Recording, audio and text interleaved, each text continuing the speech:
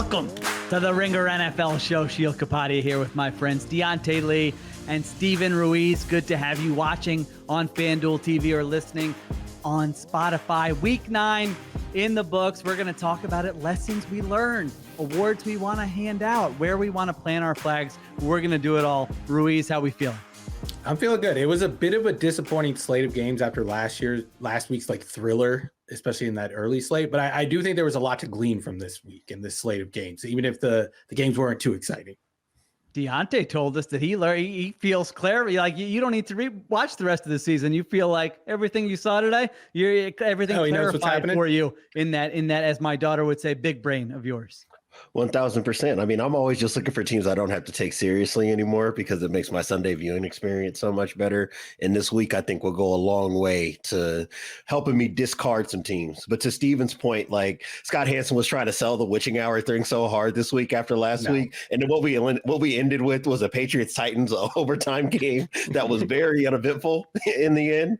So yeah, we definitely didn't get what we got out of week 8, but we still have some interesting football to talk about nonetheless. Yeah, Scott was definitely chasing that dopamine high from last week, and I can't blame him. It was a thrilling witching hour, but it was impossible to live up to, and these games definitely did not live up to that hype. But I'm impressed by Diante. 9 weeks, that's all you need in the NFL season, and he knows what's going to happen. He doesn't need to watch. I love it. Let's see what his takes are. Let's see what all our takes are. We're going to start with Sunday lessons. What did we learn? We each picked out one thing we learned this week, and I'm starting us off. I learned that it is officially time to bury the 2024 Dallas Cowboys, not to go full like Stephen A. Smith here.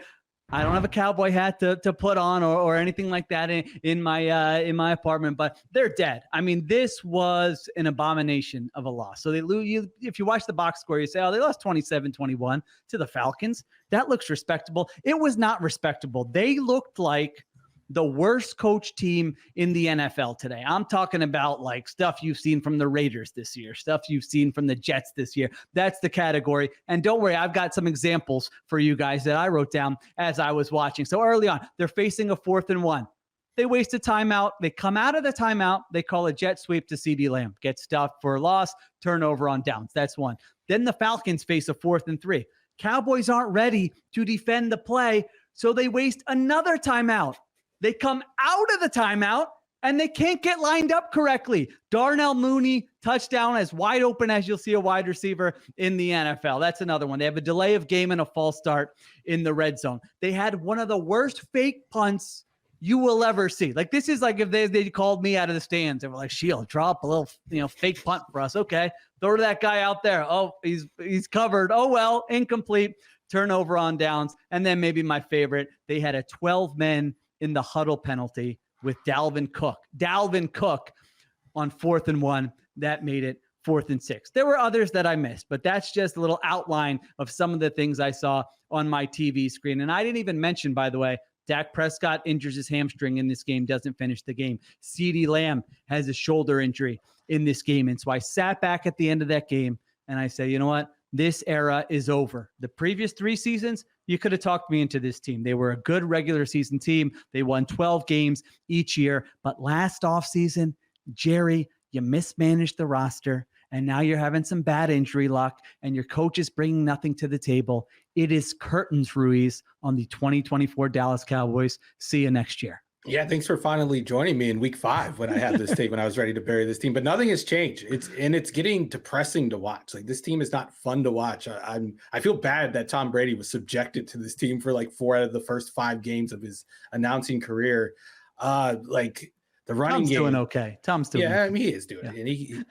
And the game didn't get any better for him this week. It wasn't like watching Detroit and the Packers play was any better. But yeah, it's just getting hard to watch. Like, the offense is just laboring. The run game was better today, but it's nothing where you're going to be optimistic about it being better going forward. And the passing game still looks so hard. Every completion is contested, and it only goes for like 7 yards. Even the punter has the punter's the only person in the NFL with a higher tight window throw rate than Dak Prescott now, after he threw that contested ball in the fake punt, which, like you said, one of the worst drawn up fake punts I've seen. It wasn't creative at all. Like, It was a go ball. It was a 50-50 go ball outside the number. It's like, it was a go ball to the gunner. It was amazing. I didn't even know, like, and it was so funny. They said during the broadcast, they're like, you can't have pass interference on that because the guy's like trying to, I'm like, I didn't even know that, but why? They should know that. Like, why would you design a play to the gunner on punt coverage when the guy can just blast him and it doesn't even matter? Unbelievable. Like, even if it was poor special teams coordinator, I feel bad for the special teams coordinator because I'm sure he has a bunch of great fake punt designs, but everything about that fake punt felt like Mike McCarthy saying, hey, in my offense, I just throw one-on-one balls on the perimeter and make my receiver go win. Why wouldn't that work for our punter and our gunner? Did you see Mike McCarthy spike the Surface tablet? The only spiking going on for any Cowboys offensive member on Sunday. But like, I wonder what he was looking at, because like what you see on that Surface tablet is the snapshot right before the snap and then like a second or two after the snap. So like, what is he seeing that made him spike that tablet? Is he seeing like, oh, a slant flat combination? The look was there and Dak didn't throw it. We could have got 7 yards on that. It's just very funny to watch his team from afar. I'm happy I'm not the one that has to root for it. I'm happy I'm not the one that has to pay all these people that are involved in it. Yeah, Diante, it's funny because Ruiz brings that up, and I was wondering the same thing. And I feel like it was a good insight into like what coaching is, because Greg Olsen, who always does a great job announcing the games, he was like, that's not a bad play call. If this guy blocks this guy, then, I could understand why he would call that and the play would work. But then Olsen got to the second half and he's like, the attention to detail on this team is atrocious on like a play-to-play basis where guys don't know who to block or what their job is. And that's another aspect of coaching that's like harder to quantify, where we watch a game on Sunday and we can look at we can make fun of the special teams play call, for example. I can make fun of the clock mismanagement, which I probably my favorite pastime, but stuff like what's happening during the week to put these players in position to succeed so that when we do call this play on a Sunday, it looks good. That stuff's not there either for this Cowboys team. 1000%. And I guess the most confounding factor in all of that is that it's not like Mike McCarthy is known for running the most complex offensive scheme, right? Like there's a way in which I can excuse some of the things that were going wrong for Dallas's defense, because I think over the last couple of weeks, we're starting to see Mike Zimmer get into, I'm just throwing everything I can at the problem mode, right? Where you're bringing 7-8 guys just to hope to get an unblocked rusher and maybe disrupt, Kirk Cousins. You're trying to throw these different man coverage looks. You're trying to load up the box. I saw a couple like 6-1 fronts, which is not usually a thing for him. I think he's more of a bear front guy than using that kind of like 4-down tight front thing the way that we would see from a Vic Fangio. So I can excuse some of the things that are happening defensively because they're down bodies and they clearly have a talent disadvantage even when they are healthy. And I think that Mike Zimmer is trying to find solutions. What to your point with Mike McCarthy on the offensive side, and I think that this existed in Green Bay as well, which is why Aaron Rodgers was running such a pared down version of that offense before Mike McCarthy lost that job, is that because the attention to detail is not there, because they're not versatile, because they're not multiple in the way that you need to be in the modern NFL, what you land with are teams that are just sitting on everything you do well. And if you're not going to be at that Sean McVay, Kevin O'Connell, Kyle Shanahan level of detailed and finding those little intricacies and nuances in what you do simply in order to find different advantages based on what defenses are trying to do to you, you get a Falcons defense that is causing your offense problems. And this Falcons defense hasn't been able to generate pass rush on a week-by-week basis at all. It didn't look like a problem today. They haven't really been able to play tight in coverage the way that you would want to see a playoff team play, and they had no problem getting in throwing windows for Dak Prescott today. So to me, it's just like top to bottom. You just look at how this team comes into a game, must-win games. These for the last 3 weeks, these have been must-win opportunities, and you continue to walk away from it feeling like Dallas is the worst coach team. They were less prepared for high leverage situations, and they have less answers for their superstar players than who they're playing against. And that just can't be the case for a team that does not have a new head coach, does not have a new quarterback, does not have a new staff period outside of Mike Zimmer running this defense. This just shouldn't be a problem anymore. And the fact that it continues to be, I think, really paints a picture of why this team can't be taken seriously. Yeah, it's a great point contrasting them to the Falcons today, because the Falcons looked like a very well-coached team, and we can talk about what's their ceiling actually, but you can't really make the argument that they're not getting everything out of the talent that they have. I mean, Raheem Morris with that defense, it's not a very talented defense. And like you said, they were on everything that the Cowboys were trying to do today. And Kirk Cousins, for all the offseason talk there, their offense has played well. They're not overthinking it. Bijan Robinson touched the ball like 12 out of their first 16 plays. It's like, all right, that seems like a good idea. They're going up and down the field. They're blocking stuff up. They know when a zero blitz is coming. I mean, all those things, they were ready for it. It just shows up when you watch the games. And that's not the case with this Cowboys team that is now 3-5 with a minus 54 point differential. And listen, like they might get guys healthier on defense, but now you have injuries on offense. They're not good enough to string together a bunch of wins and even make the playoffs. Like I think we're ready to start talking about who's the coach going to be, who wants to coach for Jerry Jones, given the way he's managed this roster last offseason and beyond. I mean, I'm sure people are going to be sick of it who are like, why does everyone always talk about the Cowboys? But that's about to be a very relevant discussion about who's coaching this football team next season. All right, we take a break. I want to come back, find out what Diante and Ruiz learned in week 9.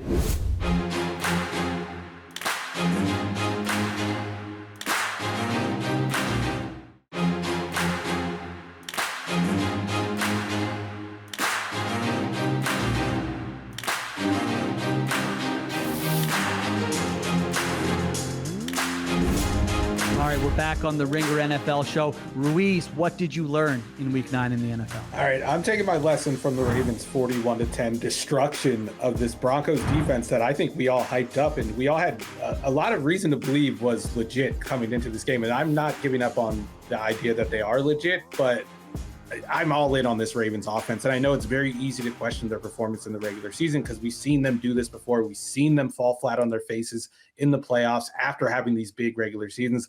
But this year it's different. I'm declaring that it's different. And that's the lesson I learned on Sunday, because let me just go back to the discussion we had on Friday where we talked about this Broncos defense being good against everything, whether you win under center or you win in shotgun, whether it was early downs, it was late downs. They were good at defending all of those situations. And I assumed that they would be able to make the Ravens play left-handed. They didn't make them play left-handed. And if they did make them play left-handed, the Ravens made like a freaking hook shot with their left hand. It was easy for the Ravens offense to move the ball no matter what they did. They went under center and they ran the ball with Derrick Henry. They went in the gun and they ran the ball with him, or Lamar Jackson got out of the pocket and scrambled, or he made a pass downfield. They got under center and ran play action, and the guys were wide open 20 yards downfield. Every time the CBS broadcast cut downfield after Lamar threw it, all you saw was a Ravens defender with no Broncos around him just running in open grass. It was fun to watch, and I think that multifaceted attack and the fact that the Ravens can do all these different things is going to serve them well in January. We saw last January when they played the Chiefs, the run game disappeared. Todd Monken went away from it immediately when they didn't have success early on. The passing game, the Chiefs just were able to sit on the passing game, and the Ravens didn't really have a plan B. This year they have a plan B, they have a plan C, they have a plan D, and they're doing all this stuff at a high level. Like, let me read off the ranks. These are splits between under center and shotgun. They're third in yards per play under center, first in shotgun. They're second in EPA per play and second in shotgun, third in success rate, fourth in shotgun, fifth in explosive play rate under center, and first in shotgun, third in EPA per pass under center and first in shotgun, third in EPA per run in under center and third in shotgun. Like, they can do everything, and they can do it on early downs and they can do it on late downs. They are top 5 in basically every offensive split you can come up with. And when a team can operate like that on the offensive side of the ball, I just don't know how you slow it down, not even with a great game plan, because they can go do so many different things. The one defense that I think could handle this offense is the Kansas City Chiefs because of the respect I have for Steve Spagnuolo. I think we all have the same level of respect for him. But even in that week 1 game, Lamar was moving the ball up and down the field. And if Isaiah Likely gets a toe down, they probably go to overtime. And I would assume Baltimore, which had the momentum in the game, wins that game. The only thing separating the Chiefs and Baltimore for me right now are the standings. Obviously, the Chiefs haven't lost the game yet. But in terms of just the quality of performance, there isn't a team close to Baltimore right now, especially on offense. And I know they gave that game away to Cleveland last week, but like, those games happen. And the highs we've seen from this team they outweigh the lows we've seen from this team. And we haven't seen many this year. I would say this is the first week for me where I left the Ravens game feeling like The issues that I have with this defense is really more about me needing to reframe my expectations, because the way that this offense is playing, I don't think that their baseline that they have to cross is nearly as high as it's been in years past. You know, I made a tweet earlier today that was basically referring to this Ravens offense as like the old Shanahan offense, and I actually think I have that wrong. To me, it feels almost like a marriage between 2018 Sean McVay and 2021 Sean McVay in a lot of ways. That's a good call. You What do know, you mean where by they're that?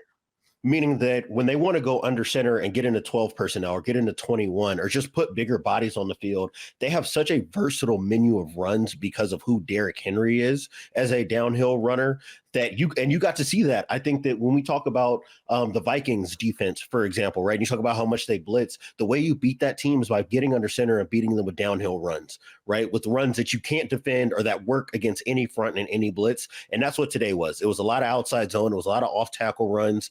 You know, you try to maybe get a couple like bend back or counter looks, but for the most part, you know, you were attacking the edge. And I thought they did a great job of neutralizing what Denver likes to do to create explosive defense, right? To create havoc, those TFLs and those sacks, by bringing in condensed splits and using Pat Ricard as a fullback to kind of clean up any trash that does leak through the interior. And then if that didn't work and they found themselves in these high leverage or obvious pass situations, you can now get into that 11, 12 or 10 personnel, you know, kind of spread out look. And now you can allow Lamar Jackson to work the middle of the field with guys like Zay Flowers, with guys like Isaiah Likely. Even with Rashad Bateman not being very productive today, obviously having Patrick Surtain on the other side has a bit of an influence on that. The fact that they are able to change gears in that way means that you have to defend them so specifically in a way that really doesn't exist with many other offenses, right? Because they can run the ball so effectively, because Lamar Jackson can be a participant in the run game. They can set up play action pass, like Stephen was saying, both under center and in the gun. And when they are in pure drop back situations, this is some of the best pocket management that we've seen from Lamar Jackson. And that means now that the entire field is open basically from the beginning of the snap until he lets go of the ball, because it's so difficult to cause him any discomfort or to throw a look at him that he's not prepared to find the answer to. And I think that second quarter into the third quarter of them just peppering the middle of the field over and over and over again was a great encapsulation of why Baltimore is such a machine offensively, and why even if this defense has not proven enough to buy everybody's confidence, that I just don't think that threshold is as high because of how well they can move the ball on the other end. It's such an interesting point, because in the past it's been like the Ravens can win in all these different ways: special teams, defense, offense. And have they transitioned to, well, the offense can kind of just get, their offense might be the most reliable unit of any unit in the NFL. I mean, even again, the games they've lost, the offense still showed up. I don't think any version of this Ravens offense in previous years, even when he was winning MVPs, felt this reliable, this sustainable, to all the points you guys made. I mean, there is no I don't even know what making him play left-handed means anymore, because they have answers to anything you want to do for him. I mean, we haven't even mentioned Lamar's numbers. That tells you how much is just like, another Lamar week. The ball doesn't hit the ground with this team. He's 16 for 19 for 280 yards. To your point, Diante, every time you look up, these aren't dinking and dunking. I mean, he is chucking the ball. He averaged 14.7 yards per reception and threw 3 incompletions, 3 touchdowns. He took 1 sack. He took the 1 sack early, knocked him out of field goal range. And I'm like, all right, maybe the Broncos. That was it. Broncos didn't get another sack the entire game. This was the 3rd best offensive performance by any team all season based on success rate. Again, to Ruiz's initial point, this was going up against the defense that had been playing at a top 5 level all season long. Granted, not against this level of competition, but still, Ravens had 9 possessions, 5 touchdowns, 2 field goals, and 2 punts. So, I think it's a great point that this version of the Ravens, and you're right, they got to do it in the playoffs. I'm sure there are other fans yelling, who cares? Let's see it. I understand, but it does feel different. I definitely agree with that.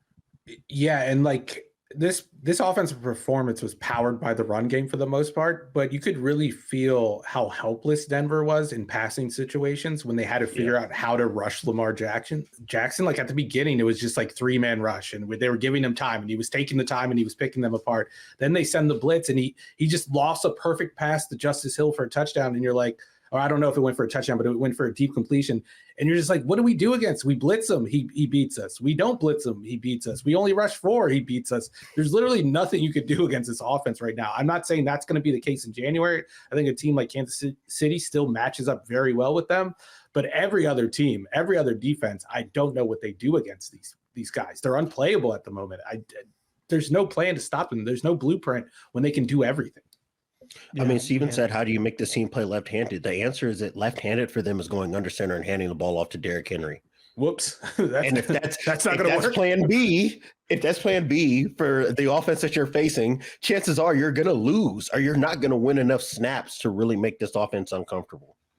Yeah, no, it's well said. They've looked amazing. I thought the Broncos offensively, like early on, they had a chance to keep at least like the first half close there. They had a couple failed 4th down conversions. They had an interception that was tipped. But then what stood out was that like, you can't afford that because the Ravens just scored on every possession. They scored on 4 straight offensive possessions. So it's like the margin for error is so slim, where I think if you play this game out 100 times, it's at least closer like in the third quarter than it was today. Most weeks, I think the Broncos offense showed some things early in that game where I was like, all right, they're moving the ball here. But if you're not that good offensively, and if you make even a couple errors, and you don't have a defense that can stop the Ravens, which you guys have pointed out, no one has shown that yet, then you're going to end up looking at the score at the end of the day, and you lose by 31 points to this football team. So, yeah, they've got some of the bozo losses on their resume. I think most of those are due to defense and special teams. Again, I think even in those losses,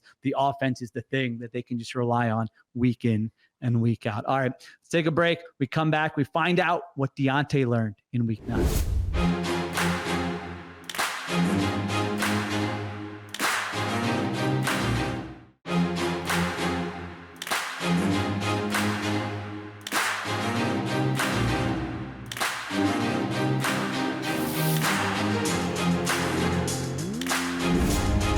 We're back. Diante, what do you got? What'd you learn in week 9? I know I'm going to regret every bit of this. I know that I am, but So I think excited. that in the conversation that I've had about Green Bay lately, about them being like one of those high ceiling teams that you have to take seriously, the more I watch Philadelphia, I think that they fit in the same category. And the more I've watched them play over the last month, the more I see them basically being on an equal footing with Green Bay as a high ceiling team because of what Vic Fangio has done defensively. Again, we just talked about Denver and level of competition, and that's certainly a piece of this. They've had the benefit of seeing Cincinnati without T. Higgins. That definitely put a clamp down on Cincinnati's offense. Obviously today against Jacksonville, no Gabe Davis, no Christian Kirk's out for the season. So they're throwing to a lot of guys that probably wouldn't be on the field otherwise. But I love seeing the fact that this defense now has reached a threshold where all Philadelphia really needs is a handful of plays. And I think that what we've seen over the last month is that when Jalen Hurts is not a mess in terms of turning the ball over and taking terrible sacks, he gives this team just enough to get them over the hump. And I think that because of the explosive potential that they have at the wide receiver position and definitely at running back, that they've just done a really good job of pulling the necessary levers, I think, to control games offensively. And that's ultimately why they won this game, even though it looked like things might go off the rails to end the third quarter with that fumble return right after a Trevor Lawrence score. I just think that they have some of the necessary factors that you need to be considered a serious NFC contender, even if there is a sizable gap right now between them and Detroit. And I would probably argue between Detroit and everybody else in the conference as it stands right now. Yeah, the formula is probably different than maybe what someone would have anticipated before the season, because their defense is playing really well over the last month of the season. Now, they haven't been tested by great quarterbacks. They've got Lamar and Jaden Daniels and Matthew Stafford on the schedule in the next month. So let's see about that. But their cornerback play has been good. And you're right, offensively, it's just like, it just feels like a matter of time in every game before Saquon Barkley is going to rip off a 40-yard run, before A.J. Brown's going to come down with a contested catch. And then A.J. Brown goes out today and Devontae Smith makes like one of the best catches of the season, a one-hander in the end zone where somehow he gets his feet in. So when you have that many playmakers, it's like a very different sort of team building. Like it's just rare to have that many guys who can go off for a 40-yard play when you most need them. I mean, Devontae Smith had like 78 yards on one possession when the game was literally hanging in the balance. They were up 22-16 there. So I felt that way last week after they beat the Bengals. I was like, I need to rethink this team. Maybe they can get there.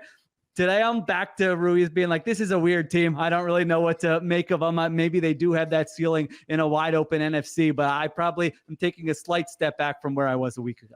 Yeah. This is definitely a little bit of cope on Diante's part, the Eagles fan, but he's a West Coast Eagles fan, so he's a little more optimistic. The pessimistic East Coast fan and Sheil not letting them do that. I'm not a fan. I'm team content, my friend. I don't know if I agree that we've seen. I don't know if I agree with the point about Philly's ceiling, just because I don't think we've seen their ceiling yet. I think what we've seen over the last couple of weeks is that their floor is still tremendously high. We've seen them beat up on bad teams. We know they can beat up on bad teams. I don't think we're really going to know anything about this team, anything significant, until this stretch that starts in 2 weeks. I don't like the Cowboys still present some type of test because it's a rivalry. It's in Dallas. You know, they're going to be up for that game. I think they have a chance at least keeping that game close. It's a 6.5 line to open. So Vegas doesn't feel like the Cowboys have much of a chance, but I do think that game will be relatively competitive. But after that, they get Washington, they go to LA to take on Stafford and the Rams, and then they go to Baltimore to take on Lamar and the Ravens.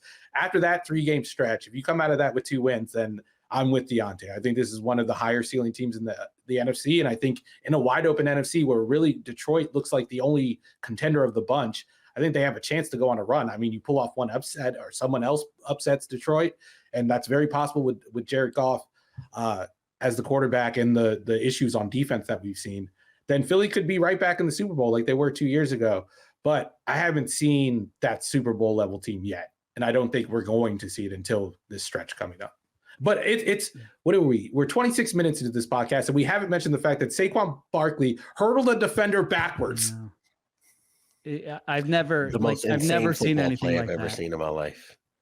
No, it was like straight. How do you know where the guy? Movie. It was a clean. He cleared him cleanly. How? When you can't even see him. How do you? And it wasn't like. How do you come up with the idea? What was going through his mind where he's like, you know what I'm going to do to beat this guy? I'm going to hurdle. And I know that my back is to him, but guess what? It's just going to work out. And it did. It would be one thing if it was like totally open field, right? But he's in traffic, fresh off of spinning off of a guy. So like you probably only get a millisecond to even register that there's another defender in tackling range of you and to decide to jump backwards and to know to lift your leg so that way that guy doesn't get, I mean, the launch angle that Jags defender was at probably catches 99% of people who are trying to jump in that situation. That Saquon basically has enough just pure hops, like to just go off 2 feet from almost a standstill position and clear this guy. I don't know what even category of play you put that in. That goes right up there with like the Reggie Bush ball behind the back punt return or run down the sideline when he was at USC for a touchdown. Like it's going to be, I think, in the all-time pantheon of running backs making ridiculous plays. They should have gotten 3 points for that. Just a free 3 points. Like some sky judge just whistles down to the ref and he's like, give the Eagles 3 points because they just did the coolest thing I've ever seen on a football field. Now you see why I'm getting running back pilled this season. You watch Saquon Barkley, you watch the Derrick Henry, the guys we just talked about, and I'm like, wait a minute, is everything the nerds have been telling me over the last decade, has it all been a lie? Because I don't know where the guy had 30 touches for 199 yards today, in a game that they won by one possession. And like that has happened time and time again this season. So it is interesting. They've had a big change in the way they play since their bye week. They're like the most run heavy team in the NFL on early downs. They had 38 runs today on first and second down. And finally, they're doing some of the under center play action off of it. They hit a big shot play today to Devontae Smith. So I think, Ruiz, your point is right. It's kind of like, I know in August, I'm like, all right, what's this Kellen Moore and Vic Fangio scheme going to look like? And then I watched the first month of the season. I'm like, not impressed. And now it's like, oh, okay, wait, they are still adding. Maybe it's layer by layer, week by week. And that is going to be a fun stretch, especially we'll talk about the Rams in the next segment. But the way the Rams are playing, the way the Ravens are playing, and the way the Commanders are playing. There's something that's very interesting to me coming in. That was very interesting to me coming into this week, which was Lane Johnson kind of owning that, like, yeah, we kind of had to pull Kellen Moore and Nick Sirianni to the side and be like, hey, this offensive line and this run game is what's going to win football games for us, more or less, right? It wasn't said in those exact terms, but there were some kind of hints that like, hey, we want to play behind this offensive line, which I think, to your point, Sheil, is a little antithetical to what we heard about what Jalen Hurts wanted from this offense, right? Which is like, oh, I want a more sophisticated drop back game where I get to work the middle of the field and I want to have more control at the line of scrimmage to adjust things. And I think that there are some elements of that. I think that it's probably more superficial than it is significant in this offense. But I do think that it speaks well of Kellen Moore and probably of Nick Sirianni as well, who has taken a lot of criticism, that they were able to come out of that Bucs game basically and say, hey, we have got to rethink the way that we are asking Jalen Hurts to win games for us. And I think the answer for them has just been less of Jalen Hurts having to be in pure drop back situations. And if he is going to be, it's going to be off of play action, or it's going to be these vertical looks. And I think that for them, this is just a winning formula as long as Saquon Barkley is producing at this level and this defense is playing how it is. To what Steven is saying, over this next month, if you're caught late in the second half against a Matt Stafford that's been on fire in the way that he's been over the last 2 to 3 weeks, you're not probably going to be able to ask Saquon Barkley to be the force that wins the game.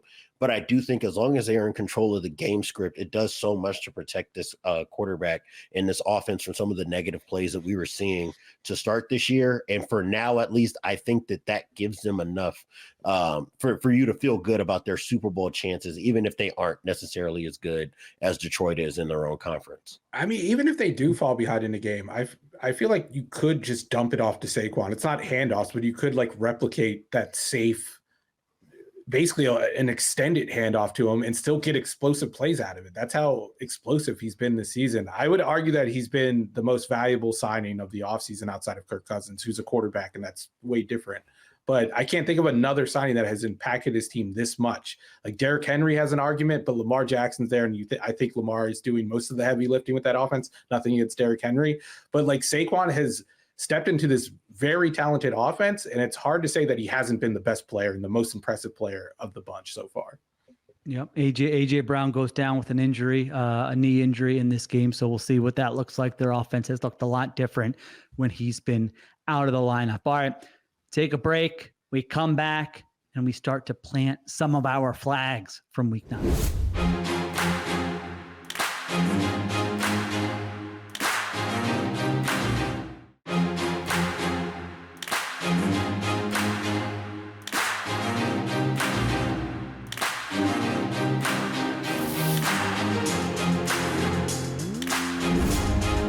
We are back on the Ringer NFL show. I'm going to start us off planting my flag. You mentioned one of the teams, Diante. I'm saying the eventual NFC Super Bowl representative played at Lambeau Field today. It's going to be one of those teams. So you can have your Eagles and you can have your Niners. And if you think the Falcons are a cute little story, go ahead. I think it's going to be the Packers or the Lions. The Lions just continue to pass every single test. They can win in so many different ways. They're now 7-1.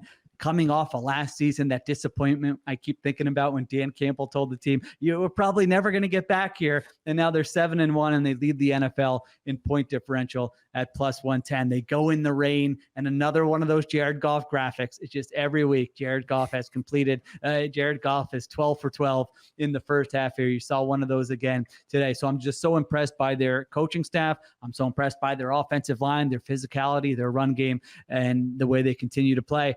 And then the Packers, I don't think this is like that bad of a loss for the Packers. Maybe I'm wrong. Maybe people will be annoyed by us talking about the Packers even more, but I'm not close to giving up on this team. I mean, they had a bunch of drops in this game. Jordan Love had the horrible interception. I get it. He's had a lot of those this season. I still think he's going to be okay. And there's going to be a stretch in November or December where we're saying, no, he's playing like one of the best quarterbacks in the NFL here. And he's got to get healthy. They've got the bye week coming up. He was obviously playing with the groin injury here. So I just like these two teams the best out of any teams in the NFC. Again, 49ers, Eagles, Falcons. Those are probably the other ones in the conversation. But Ruiz, these coaches to me also give them a big edge over some of these other teams. Yeah, I'm with you. I think this was like from the start, no matter how to win, a game where the weather is going to have this much of an impact is always going to be a game you can kind of dismiss, especially 2 months from now when these teams will be playing different styles of football, maybe in the playoffs. But I'm not giving up on the Packers either. I thought Jordan Love was clearly affected by the injury. I thought even though the Packers haven't needed much help dropping footballs, they dropped a lot of footballs, as you mentioned. And they just couldn't really get Detroit out of that early down offense mode where we talked about this on the Friday show, the difference between the Packers defense when they're facing teams that can run the ball, when they get under center and there's the threat of the play action pass, the threat of the run, they haven't performed so well. And then when they get teams into obvious drop back passing situations, that's kind of when they thrive. That's when they've gotten the turnovers that never really happened in this game. The one thing I would push back against what you said was that Detroit has passed every test. I don't know if we've seen Detroit have to play that style of game yet, and I want to see what it looks like when they do. But the fact that they haven't through 9 weeks is a testament to how deep this team is and how good the coaching staff is and how well Jared Goff is playing and how dominant that offensive line is and how good these running backs are. Like, I feel like that's been the thing that hasn't gotten enough credit. Like Jahmyr Gibbs, his EPA numbers are out of this world. It's like MVP style passing numbers from him in terms of efficiency. And then David Montgomery, I know he doesn't generate those explosive gains like Gibbs does, but he keeps this offense on track and he does the dirty work. He does like the under center dirty work that Jahmyr Gibbs doesn't get asked to do, which kind of hurts his efficiency in the long run. But they're just, they have so many buttons they can push on offense. The one thing I want to know is, will Jameson Williams get on the field? Will he stay on the field? Will he be that reliable deep target outside of St. Brown? Because they are kind of siloed in that regard in the pass game. Like when it's third down, you know where they're going with the football. It's going to go to St. Brown, and he's probably going to catch the ball, so there's not much you can do about it. But I do think they need a more explosive threat on the outside, and they've obviously been looking for one. They wanted Jameson Williams to be that guy. He hasn't been so far, at least not consistently. But until they do, that's the one question mark I have with this team and the passing game. I would say, like, coming into this game, like, I think it was clear that this was an early down football game in the sense of whether or not Green Bay was going to be able to hang with Detroit was going to be about them winning, forcing havoc on defense on early downs to try to get those obvious passing situations, and then being able to lean on Jordan Love to be able to create offense for them on early downs. And I think that the weather was just had too much of an impact on this game to allow Green Bay to play the style of football that they wanted to. And when you just look at, to Steven's point, how easy it is for them to change gears between trying to pound you with David Montgomery in the run game versus trying to design these explosive opportunities for Jahmyr Gibbs. And we just talked about this similarly to the Eagles, is that there are so many ways for Ben Johnson to just decide, hey, I don't need Jared Goff to have very much influence on the game right now. And that does not come at the cost of our effectiveness on offense. And I think that as long as Detroit can play that way, we're going to continue to see them be the end-to-end, wire-to-wire best team in the NFC right now. And I don't think that this reflects negatively on Green Bay because they lost in the way that I think we probably all expected them to if they were going to lose this game. But I do think that for them, this is probably a pretty revelatory moment for them in terms of looking at where they stand next to the top team in this conference and the fact that they do have to find something on early downs in the passing game that is going to be a little bit more sustainable from Jordan Love. Yeah, the interceptions are, I keep being like, all right, give me another week. And then the next week I'm like, oh no, he did it again. But I just think give me the whole season. And then I'll see where he stands with that. Maybe it's sort of like a Josh Allen-y type where you have some turnovers, but you're doing enough to make up for those. I mean, that type of play style could work for the Packers, but I don't know if Matt LaFleur is going to be buying into that theory or not here. All right, Ruiz, where are you planting your flag? All right, I'm going to Los Angeles, where I'm planting my flag on the Rams. They're going to win the NFC West. That's my prediction. Win the NFC West. All right. Right now. And I know I was ready to give up on this team. I think we all were a couple of weeks ago. But the past couple of games have just reinvigorated the offense for me. Obviously, they get Nacua back. They get cut back. Nacua had to leave the game early against Seattle because of a punch, apparently. It didn't look like much of a punch. It looked like more of an aggressive shove to the face. But I believe the league office chimed in and said, no, we got to get Nacua out of here. We got to ruin this game. No one wants to watch Nacua. No one tuned in to watch that game. And I think we got a similar situation in the Lions-Packers game where Brian Branch gets ejected from the game after the league office calls the receiving crew there in Green Bay. When did this become a thing? Why did we let the league office call into games and get players ejected? Do we need more refs ruining games? I don't think so. But luckily, the Rams were able to overcome the nonsensical ejection of Nakua. And I think we saw in the second half, especially this passing game, come alive. Matthew Stafford, a perfectly thrown ball in the overtime. I know Demarcus Robinson made a fantastic one-handed catch, but I don't think you could throw a ball better than that. And you just see the high ceiling of this offense when Matthew Stafford is cooking and Cooper Kupp is cooking, and when Nakua is out there and the running game is going with Williams. And if that offensive line gets a little bit healthier, Sean McVay is going to have this offense humming. But what I saw out of the defensive line and the pass rush and what we've seen throughout the year, which is kind of surprising after they lost the greatest defensive tackle of all time, is really what has me optimistic about this team. Like the rookies, I didn't think Fisk and Verse were going to just come in and replace. It doesn't happen. You were right, because normally that does not happen. And they just have. They just have. Like Braden Fisk looked like Aaron Donald today. I think he had 3 sacks against Seattle. Verse made a couple of plays that he has been all year. But if that pass rush gets going, that's going to make that secondary, which I still have question marks about, even though it played well today and made a couple of plays on Geno Smith. But if you get some synergy between those two parts of the offense, our defense, I think this could be a league average unit. And the ceiling of this offense is best offense in the NFL, in my opinion. When Stafford has been out there and Williams has been out there and the 2 receivers have been out there, they've been maybe the best offense in the NFL by the numbers. So I'm really excited to see how that kind of works itself out over the second half of this season. But in terms of offensive and defensive balance and where these teams have to grow, I think the Rams have the highest ceiling out of any of these teams in the division, which is saying something about a San Francisco team that I still think can make a run. Yeah, I think the coolest. Go ahead, Diante. Yeah. No, you got it. I think just the coolest thing sometimes about watching the Rams when they're in this mode, right? They're down 2 possessions to start the half. And then and this is similar to what you see in basketball, right? Where the point guard just says, hey, nothing else is working. I'm going to my 2-man game with the guy I trust. And you just got to see that, right? And I'm just going to pick out whoever I think the weakest defender. I'm going to bring you up to the top of the key, and we're just going to pick on this defense that way. And I think that so much of this second half was that between Stafford and Kupp, and that opens up those opportunities to get the ball to Demarcus Robinson outside the numbers, or for him to push the ball downfield in general. And when you have that, and defenses have to respect that, that does open up running lanes for Kyren Williams. And we've seen that over the last 2 weeks. All right, let's take a break. We come back and we'll get to where Diante is planting his flag.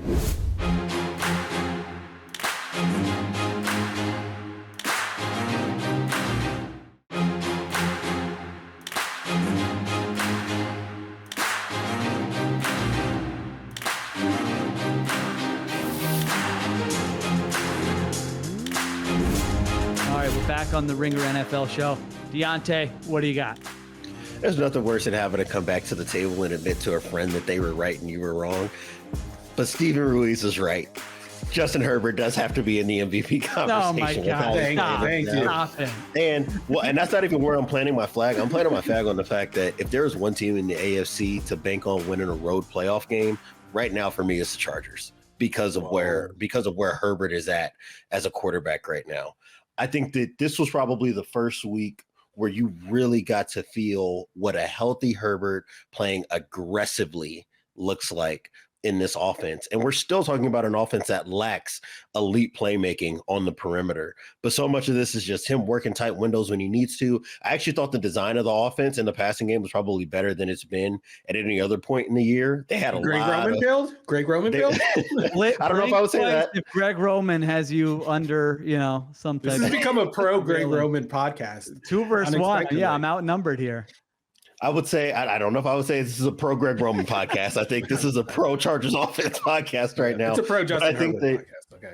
Well, and I think that what we're really seeing, and it's funny because I never thought I would think this way about Justin Herbert, is playing in an offense that asks you to take chances outside the numbers, I think has probably liberated him a little bit to push the ball. And I think that that's also allowing him to play some of his best football. Obviously you get the busted coverage where Quentin Johnson gets behind everybody. There was another one in the red zone or high red zone where there was a busted coverage on a double move. But I think that speaks to just how much respect he gets and how hard it is to play man coverage against a guy like Justin Herbert, who can work tight windows, who's always anticipating. You saw the Browns really try to figure out what concepts they were getting and were trying to sit on things. And that opened the door for the Chargers to really kind of get those design shots in the seams and outside the numbers. And if this is the way that Justin Herbert's going to be playing, I can't believe I do feel this way. While there's absolutely no way they're going to win the division, I do think that this team is as dangerous as any in the AFC amongst the non-contenders. And I would not want to see a team that has a quarterback this good, with defense as good as Los Angeles has been, and an ability to pop explosive runs every once in a while. Yeah, that's sort of the thing with this team, is the way they're playing defense. That's really what is raising the level of this team, especially in the postseason. They're number 1 in EPA allowed on defense.